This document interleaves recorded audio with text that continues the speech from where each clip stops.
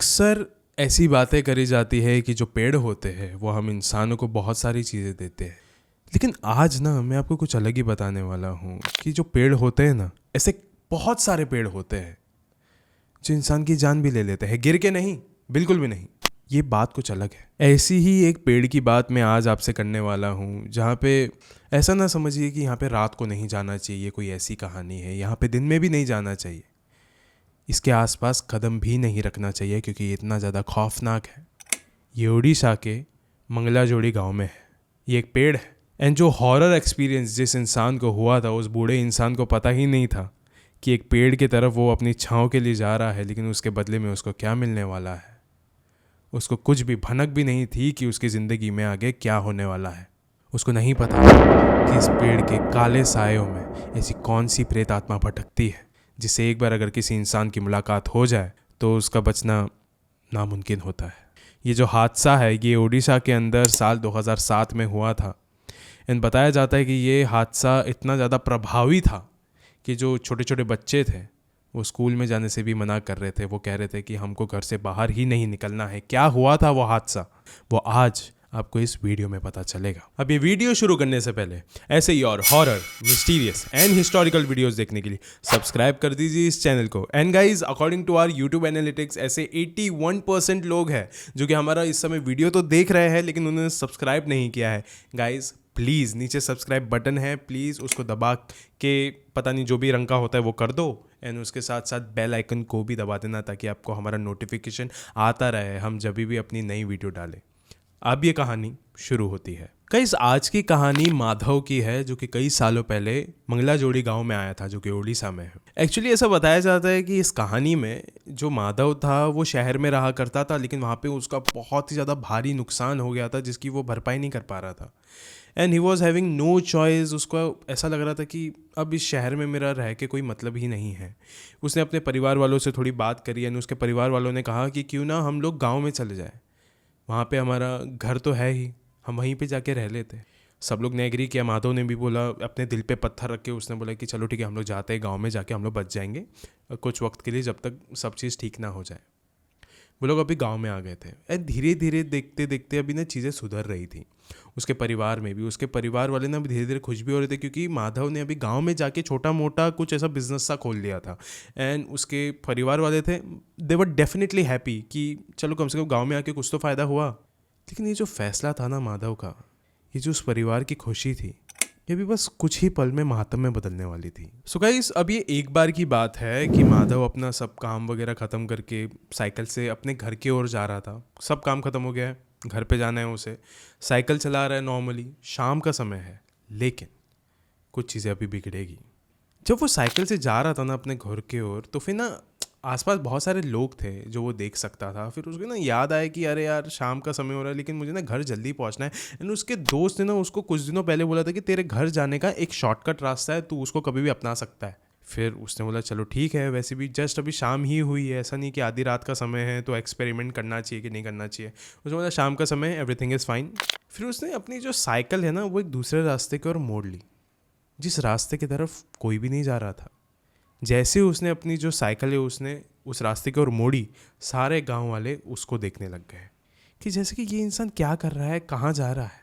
माधव ने भी थोड़ा सा गौर किया, अरे ये लोग मुझे ऐसा क्यों देख रहे हैं यार। क्योंकि गाइस, एक और एक चीज़ ना वहाँ पे डिफरेंट थी। वो जिस रास्ते से जा रहा था ना, उस रास्ते पे उसके अलावा कोई भी नहीं था। वो चाहे एकदम दूर देखे या फिर आसपास देखे, सिर्फ और सिर्फ सन्नाटा था, कोई भी नहीं था। अभी कुछ देर साइकिल चलाने के बाद माधव को एक चीज़ का एहसास हो रहा था कि अभी ये जो रास्ता है ना, ज़्यादा देर तक के लिए बचा नहीं है। बस 10-15 मिनट और मैं अपने वो नॉर्मल वाले रूट पे वापस पहुंच जाऊंगा। अब चलते चलते ना वो बहुत ही ज़्यादा थक गया था उस जगह पे। आसपास कोई लोग भी नहीं दिख रहे हैं, सब एकदम शांत है, सन्नाटा है, कोई भी नहीं है रास्ते में। बट स्टिल उसको रास्ते में थोड़ा ही करीब में खेत में उसको एक आलीशान सा पेड़ दिखा, इतना बड़ा पेड़। एंड उसने बोला भाई बहुत अच्छी छाँव है यार यहाँ पे। एंड अभी तो शाम हो रही है, एकदम सनसेट वाला है सब चीज़ें। एंड धूप भी काफ़ी है, गर्मी हो रही है, थक भी चुका हूँ मैं। फिर उसने बोला कि थोड़ी देर के लिए मैं रेस्ट कर लेता हूँ वहाँ पे, ठीक है, उसने साइकिल ली एंड साइकिल लेने के बाद उस पेड़ के छांव के पास रख दी एंड खुद भी अपना जो कपड़ा था, गमछा था, उसको बिछा के वो उसके ऊपर जाके बैठ गया। अब बैठने के बाद वो छांव इतनी ज़्यादा ठंडी लग रही थी उसे कि उसको धीरे धीरे करके नींद आने लग गई। उसने बोला चलो ठीक है, एक आध झपकी तो ले ही सकता हूँ मैं, इट्स जस्ट ओके, मतलब ठीक होगा, कुछ ऐसा गलत तो होने वाला है नहीं। उसकी जैसे ही झपकी लगी वैसे ही ऊपर से कुछ गिरने की आवाज़ आई और वो उसके हाथ पे गिरा। उसने अपनी आंखें खोली एंड देखा तो उसके बाजू में ही एक सिंदूर की इतनी सी बॉक्स था, एक सिंदूर का डब्बा था। उसने देखा, उसने बोला आसपास तो कोई भी नहीं है, ये ऊपर से कैसे गिर गया? एंड पेड़ के ऊपर से सिंदूर की डिब्बी, इट्स अ वेरी लाइक इसका कोई भी लिंक ही नहीं है, ये सिंक नहीं हो रहा है बिल्कुल भी। फिर उसने ना वो सिंदूर की डिब्बी खोलने की कोशिश करी, वो खोल नहीं रही थी। फिर उसने थोड़ा झटके से खोला तो वो पूरा सिंदूर माधव के आंखों में चला गया। अब माधव को थोड़ी देर के लिए सब कुछ एकदम धुंधला धुंधला सा लगने लग गया था। वो आसपास अपनी साइकिल को ढूंढने लग गया था क्योंकि उसके साइकिल में ही एक थैली थी एंड उस थैली के अंदर एक पानी की बोतल थी। वो पानी की बोतल ढूंढ रहा था, कैसे कैसे करके उसने साइकिल ढूंढी, थैली ढूंढी एंड उसमें से एक पानी की बोतल निकाली। पानी की बोतल निकालने के बाद उसने अपने मुंह पे थोड़ा सा वो पानी को छिड़का एंड देन ना थोड़ा सा जब उसका चेहरा साफ हुआ तो उसने देखा कि उसके नज़रों के ठीक सामने एक लड़की खड़ी है। एंड वो जो लड़की थी ना, वो उसकी हालत कुछ सही नहीं लग रही थी। वो कोई गांव की लड़की नहीं लग रही थी। लड़की तो थी, उसके जो कपड़े थे बहुत एकदम ही पुराने टाइप के लग रहे थे। ऐसा लग रहा था कि इस लड़की के साथ कुछ तो गलत हुआ है, शायद से एटलीस्ट एक्सीडेंट ही हुआ होगा, इसके लिए उसकी हालत ऐसी है। माधव ने फिर उसको पूछा कि आप ठीक हो? उस लड़की ने कुछ जवाब नहीं दिया। उसने बोला कि आपकी मैं कुछ मदद कर सकता हूँ? फिर भी उसने कुछ नहीं बोला। माधव को थोड़ा सा शॉक लगने लगा। फिर कुछ देर बाद माधव ने उसको वापस से पूछा, मैं आपको कहीं पे छोड़ दूँ, आपकी कुछ सहायता कर सकता हूँ मैं? वो लड़की फाइनली थोड़ी सी हिली एंड वो भागते हुए उस पेड़ के पीछे जाके छुप गई। माधव थोड़ी देर के लिए ऐसा हुआ कि मतलब ये क्या हो गया, इसने मेरे सवाल का जवाब नहीं दिया एंड वो पीछे जाके छुप गई। फिर माधव ने थोड़ी देर के लिए अपना चेहरा ऐसा पीछे करके देखा कि वो लड़की गई कहाँ है। उसने देखा कि वो लड़की उस पेड़ के पीछे छुपी हुई है, अपनी गर्दन को बाहर निकाल के माधव को देखकर हंस रही थी, जैसे कि वो माधव को किसी बात के लिए चिढ़ा रही हो। माधव ये सारी चीज़ों को देखकर बहुत ही ज़्यादा भी घबरा उठा था, एकदम डर गया था वो कि ये सब कुछ हो क्या रहा है उसके साथ, क्योंकि अब वो लड़की पूरी तरीके से छिप चुकी थी। अब उस पेड़ के पीछे उसने अपनी गर्दन भी हटा ली थी। फिर उसने बोला मैं भी जाके देखता हूँ कि ये लड़की असल में है कौन, ये किस तरीके का खेल खेल रही है मेरी ज़िंदगी के साथ। वो गया भागते हुए उस पेड़ के पीछे, देखा तो वहाँ पे कोई भी नहीं था, कोई भी नहीं। आसपास नज़रें घुमा रहा है, वहाँ पे कोई भी नहीं है। पेड़ के ऊपर से एक आवाज़ आई, उसने ऊपर की तरफ देखा एंड वो लड़की ऊपर ही थी, बैठी हुई थी, नीचे की तरफ देख रही थी। उसके हाथ और उसके मुंह से लहू टपक रहा था, जो कि सीधा माधव के चेहरे पे जाके लग रहा था। माधव बहुत ही एकदम अलग ही तरीके से वो एकदम घबरा उठा था कि ये क्या हो रहा है अभी उसके साथ। आसपास कोई भी नहीं दिख रहा है। वो चिल्लाए जा रहा था मदद के लिए, लेकिन कोई भी नहीं देख रहा था उसे, क्योंकि वहाँ पे असलियत में तो कोई था ही नहीं। गलती कर दी थी उसने यहाँ पे आकर। उसने जल्दी से अपनी साइकिल उठाई एंड उसी रास्ते से वो अपने घर की ओर भागा। भागते रहा भागते रहा भागते रहा। वो हमेशा पीछे देख रहा था बार बार वो कि वो लड़की कहीं उसके पीछे तो नहीं आ रही है, उसका साया बन के। उसको एक और एक बात समझ में आ गई थी कि ये लड़की कोई इंसान तो हो ही नहीं सकती, उसी पेड़ से जुड़ी हुई एक आत्मा है। अब डर के मारे माधव को ऐसे थॉट्स आ रहे थे कि वो शायद मेरे पीछे आ सकती है, ये हो सकता है वो हो सकता है। उसने जो साइकिल की जो पैडल होती है उसको ज़ोर ज़ोर का मारना चालू कर दिया एंड उसको ऐसा लग रहा था कि वो अपने डेस्टिनेशन पे पहुंच रहा है। 10-15 मिनट क्योंकि अभी गुजर चुके थे। लेकिन उसने वापस से उसी पेड़ को आता हुआ देखा। उसने देखा कि वो ही पेड़ के करीब में जा रहा हूँ। उसने साइकिल को रोक दी, उसने अपने घड़ी की तरफ देखा। उसने बोला 10-15 मिनट तो गुजर चुके आराम से, मैं इसी पेड़ के पास वापस कैसे आ सकता हूँ। उसने रास्ते की तरफ देखा। उसने बोला कि ये रास्ता कोई गोल नहीं है जो मैं बार बार इसी जगह पे आ रहा हूँ, ये एकदम सीधा रास्ता है। सीधे सीधे रास्ते से मुझे अपने डेस्टिनेशन तक पहुंच जाना चाहिए था, लेकिन ये हो ही नहीं रहा है। उसने वापस से यही कोशिश करी।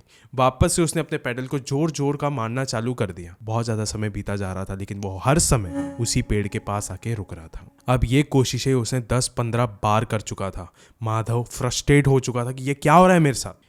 मैं आपको बताता हूँ, ऐसे बहुत सारे पैरानॉर्मल एंटिटीज़ होते हैं जिसके साथ अगर आपकी भेंट मुलाकात हो जाए तो उस समय आप चकवा का शिकार बन सकते हो। चकवा का शिकार मतलब अगर एक पैरानॉर्मल एंटिटी अगर आपसे जुड़ जाए तो उस समय वो आपको उनसे दूर नहीं होने देती, जुदा नहीं होने देती। वो बार बार आपको उसी सर्कल में घुमाती रहेगी। आपको ऐसा लगेगा कि आप आपके डेस्टिनेशन तक पहुंच रहे हो, लेकिन वो नहीं होगा। आप सिर्फ उसी के करीब आते जाओगे। जितनी कोशिशें करोगे आप उसके करीब आते जाओगे। और यही माधव के साथ भी हो रहा था। वो एक चकवा में फंस चुका था। अब बार बार एक चकवा का शिकार होने के बाद माधव पूरी तरीके से थक चुका था एंड ही वाज लाइक कि अब मुझसे और नहीं हो रहा है, उस प्रेत आत्मा को अगर मेरी जान ले लेनी है तो ले लो, मैं थक चुका हूँ अभी। फिर उसने वापस से थोड़ी हिम्मत करके उस पेड़ की ओर नजर घुमाई। नजर घुमाने के बाद उसने देखा कि वो लड़की अभी उसी पेड़ के पास खड़ी है। माधव ने जैसे उसकी तरफ देखा, वो लड़की माधव को देखकर बहुत ही ज्यादा मुस्कुराने लग गई। एक अलग ही एकदम क्रीपी वे में वो मुस्कुराने लग गई थी। माधव को थोड़ा बहुत डर भी लग रहा था, लेकिन वो फिर भी उसके पास गया, हिम्मत जुटाकर उसके पास गया, अपने दोनों हाथ जोड़े एंड उसको कहा कि मुझसे गलती हो गई, आइंदा से किसी भी प्रेत आत्मा का मैं कोई भी सामान नहीं छूऊंगा, आइंदा से किसी भी प्रेत आत्मा पे मैं कभी भी कोई भी ऐसी हरकत नहीं करूंगा, आपको परेशान नहीं करूंगा, मुझे बस माफ़ कर दो। माधव को अंदर ही अंदर ये सेल्फ रियलाइजेशन भी हो रहा था कि जिस भी जगह पे प्रेत आत्माओं का वास होता है वहाँ पे अपने कदम ना ही रखे तो अच्छा है, वरना वो सिर्फ और सिर्फ मनहूसियत ही आपके कदमों से आपके घर तक लेके जाएंगे और कुछ नहीं होगा इसके बदले में। वो बस अपना चेहरा नीचे करके ज़मीन की ओर रख के माफ़ी ही मांग रहा था, हाथ उसके जुड़े हुए थे एंड वो बस माफ़ी मांग रहा था। मिनटों तक उसने अपना चेहरा ऊपर किया ही नहीं। इतनी ज़्यादा माफ़ी मांगने के बाद उसके कंधे पे उसको एक हाथ महसूस हुआ, जैसे किसी ने उसको बस ऐसा बुलाया है। हिम्मत जुटा के उसने अपनी आंखें खोली, सामने देखा तो सामने कोई नहीं था, पीछे देखा तो पीछे बहुत सारे गांव वाले थे। फिर माधव ने उनको बताया कि क्या क्या चीज़ें हुई है। देन उन गांव वालों ने बोला कि अभी तो बेटा हम आपको कुछ नहीं कहेंगे, लेकिन यहाँ से निकलना हमारी पहली प्रायोरिटी होनी चाहिए। हमारा पहला काम है कि यहाँ से हम लोग सही सलामत बाहर निकले। फिर माधव उन्हीं के साथ वापस चला गया अपने घर। जब वो सारे गांव वाले माधव को उसके घर पे छोड़ने जा रहे थे ना, तो फिर रास्ते में ही एक गांव का सदस्य बाहर आया उस क्राउड में से, उसने कहा कि माधव, आपने जो भी देखा है वो सब कुछ सच है, इसमें से कुछ भी झूठ नहीं है। जो चकवा था वो भी सच था, जो इतना आप घूम रहे थे वो भी सच था, जो लड़की को आपने देखा वो भी सच था। ये सारी चीज़ें कोई और नहीं बल्कि उस ही पेड़ का जो एक काला साया है वो ही करवा रहा था। उस पेड़ में एक भटकती हुई प्रेत आत्मा रहती है, जो कि कई सालों पहले उसने वहाँ पे जाके अपनी मौत को अपना लिया था। वहाँ पे जाके उसने आत्महत्या कर ली थी। आत्महत्या करने के दौरान उसने अपने को बहुत ही ज़्यादा टॉर्चर किया था। अपने सारे लहू को अपने हाथों में रख के उसने जो पेड़ की टहनियाँ थी सब पे रगड़ दिया था उसने। ऐसे करते करते उस पेड़ के हर एक टहनियों में उसका गम छुपा हुआ है, उसका दर्द है वहाँ पे। वो पूरे पेड़ को कैप्चर कर चुकी है, पूरा साया उसके ऊपर ही है, वहीं पे उसकी आत्मा भटकती है।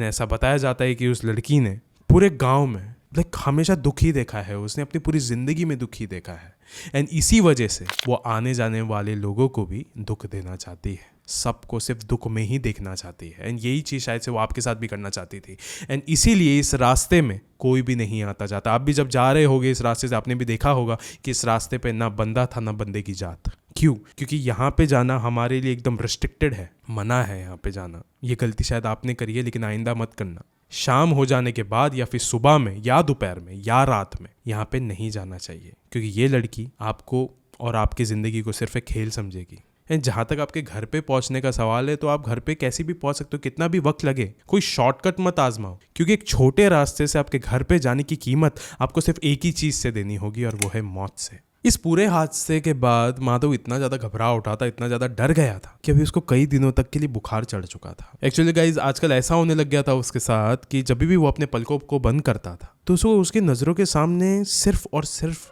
वो लड़की होती थी, वही पेड़ वाली लड़की, एंड वो माधव को देखकर मुस्कुरा रही होती थी। माधव ने फिर वही किया, उसने सब चीज़ों को भूल गया वो एंड उसने बोला कि अब से जब भी मैं अपने घर पे आया करूँगा तो मेरे लिए कोई भी शॉर्टकट एग्जिस्ट ही नहीं करता, मुझे अपना वक्त नहीं बचाना है, मेरी जान की कीमत इससे ज़्यादा कई बढ़कर है, मुझे किसी शॉर्टकट से नहीं जाना। वो ये भी समझ गया था कि क्यों कोई भी गाँव वाला उस रास्ते की तरफ मुड़कर भी नहीं देखता एंड क्यों वो गाँव वाले उसको इस तरीके से देख रहे थे जब वो पहली बार उस रास्ते से जाने निकला था, क्योंकि वो रास्ता श्रापित है, वहाँ से कभी भी किसी को नहीं जाना चाहिए। एंड गाइस यही थी ये कहानी मंगला जोड़ी की और माधव की। एंड गाइस इन कंक्लूजन में आपको एक बात कहना चाहता हूँ कि इस पेड़ ने कई लोगों की जान भी ली है, इसके साथ इतने सारे हादसे हुए हैं ना गाइस कि आप सोच भी नहीं सकते। लाइक आप ऐसा भी नहीं सोच सकते कि ये कहानी मनगढ़ंत है, मनगढ़ंत बिल्कुल भी नहीं है, लोगों की मौत हुई है इससे। बहुत समय पहले एक छोटी सी बच्ची को इस पेड़ ने पोजेस कर लिया था, इस पेड़ की आत्मा ने पोजेस कर लिया था एंड वो लड़की ने पोजेशन में आके कहा था कि मैं 21 लोगों की जान लेना चाहती हूँ आने वाले